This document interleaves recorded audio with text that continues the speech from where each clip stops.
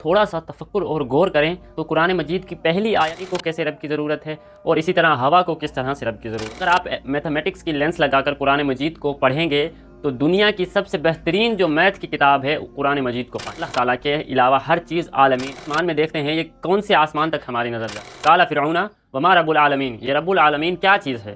तो मूसा अलैहिस्सलाम ने जवाब, ये जो बेखुदी के हिरास थे ये किसी के हैं वास्ते, जिसे सह सके वो बयां किया उसे छोड़ दे जो है राज। अस्सलामु अलैकुम वरहमतुल्लाहि वबरकातुहू। मैंने पिछली वीडियो सूरतुल फातिहा की पहली आयत अल्हम्दुलिल्लाहि रब्बिल आलमीन अल फुरकान सीरीज़ का पहला एपिसोड अपलोड किया था। उसमें मैंने लफ्ज़ आलमीन का बताया था कि अल्लाह ताला ने सूरतुल मुल्क में इरशाद फरमाया और सूरतुल तलाक में इरशाद फरमाया और भी कई जगहों पर कि अल्लाह ताला ने 7 आसमान और 7 ज़मीन को तख्लीक फरमाया। आज की इस वीडियो में मैं अल आलमीन को 2 एंगल से आप लोगों को समझाने की कोशिश करूँगा, लेकिन उससे पहले मैं आपके साथ एक बात और शेयर कर दूँ जो कि मैंने ये सीरीज़ शुरू करने से पहले एक शॉर्ट वीडियो में बताई थी। तो बात यह है कि कुरान मजीद एक समंदर की तरह है। ख़ुद अल्लाह ताला ने कुरान मजीद में कुरान की मिसाल समंदर से दी है। समंदर से ही क्यों दी है, इस पर हम थोड़ा तफक्कुर करें तो हमें पता चलता है कि समंदर में एक गोताखोर गोताजन जब गोता लगाता है तो वो हीरे जवाहिरात निकाल कर लाता है, लेकिन जब वो हीरे जवाहिरात निकाल कर लाता है तो वो ये नहीं कह सकता कि मैंने हीरे जवाहिरात जो निकाले हैं बस अब समंदर के ख़जाने ख़त्म हो गए, जो मेरे पास है यही सब कुछ है। इसी तरह से कुरान मजीद आप जिस लेंस से पढ़ेंगे आपको वही चीज़ प्रोवाइड करेगी। अगर आप मैथमेटिक्स की लेंस लगाकर कुरान मजीद को पढ़ेंगे तो दुनिया की सबसे बेहतरीन जो मैथ की किताब है कुरान मजीद को पाएंगे। अगर आप साइकोलॉजी की लेंस लगाकर कुरान मजीद को पढ़ेंगे तो आप बेहतरीन किताब जो साइकोलॉजी की है वो कुरान मजीद को पाएंगे। अगर आप बायोलॉजी कुरान लेंस लगाकर कुरान मजीद को पढ़ेंगे तो आपको इसमें बायोलॉजी भी मिलेगी।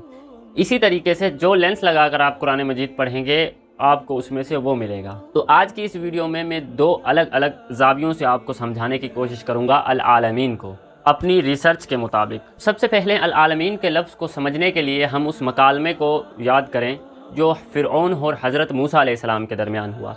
जब हज़रत मूसा अलैहिस्सलाम फ़िरऔन को दावत देने के लिए गए थे, जब हज़रत मूसा अलैहिस्सलाम ने दावत दी तो फ़िरऔन ने कहा वमा रब्बुल आलमीन, काला फ़िरऔना वमा रब्बुल आलमीन, ये रब्बुल आलमीन क्या चीज़ है।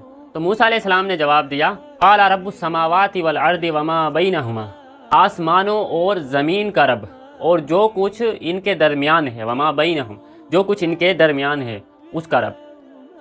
तो इससे साफ ज़ाहिर हो जाता है कि 7 ज़मीन और 7 आसमान और जो कुछ इनके दरमियान है यानी अल्लाह ताला की तख्लीक, तो रब्बुल आलमीन का ये मतलब हो गया। और एक कौल हज़रत इब्ने अब्बास रज़ियल्लाहु ताला अन्हु से मरवी है कि आलमीन से मुराद वो तमाम चीज़ें हैं जो अल्लाह ताला की तख्लीक हैं, यानी अल्लाह ताला के अलावा हर चीज़ आलमीन है और वो हर चीज़ ज़ाहिर बात है कि 7 ज़मीन और 7 आसमान इनके बीच में ही है। हम ज़रा समझते हैं कि 7 ज़मीन और 7 आसमान किस तरह से है, इनकी वुसअत क्या है, इनकी एक्सप्लेनेशन क्या है हदीस के ज़रिए। उसके बाद मैं आपको दूसरा एंगल भी दूंगा। पहला एंगल ये है कि 7 ज़मीन और 7 आसमान ये किस तरह से हैं। हम जो आसमान में देखते हैं ये कौन से आसमान तक हमारी नज़र जाती है। पहले आसमान से दूसरे आसमान तक 500 साल का फासला है और हर आसमान की मोटाई भी 500 साल की मुसाफत है।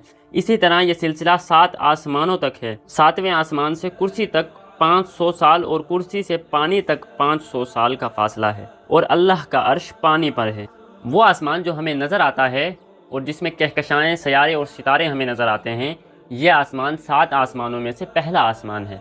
दूसरी एक हदीस में आता है कि एक आसमान दूसरे आसमान के मुकाबले में ऐसे है जैसे एक सहरा में अंगूठी हो, यानी पहला आसमान दूसरे आसमान के मुकाबले में इतना छोटा है कि दूसरा आसमान एक सहरा है और जो पहला आसमान है वो उसके अंदर एक अंगूठी। और इसी तरह दूसरा आसमान तीसरे आसमान के मुकाबले में ऐसे है जैसे सहरा में एक अंगूठी। और इसी तरह 7 आसमान। तो आप खुद इनकी वुसअत का अंदाज़ा लगा सकते हैं। ये तो हो गई आसमानों की एक्सप्लेनेशन। अब हम थोड़ा सा समझते हैं दूसरे एंगल से अल आलमीन को। रब्बुल आलमीन है, पूरी आयत है अल्हम्दुलिल्लाहि रब्बिल आलमीन, यानी कि वो रब है आलमीन का। और हमने पिछली वीडियो में समझा था कि रब किसे कहते हैं।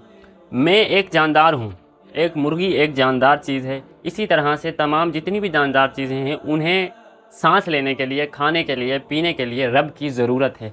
लेकिन एक पत्थर को किस मायने में रब की ज़रूरत है, पानी को कैसे रब की ज़रूरत है और इसी तरह हवा को किस तरह से रब की ज़रूरत है।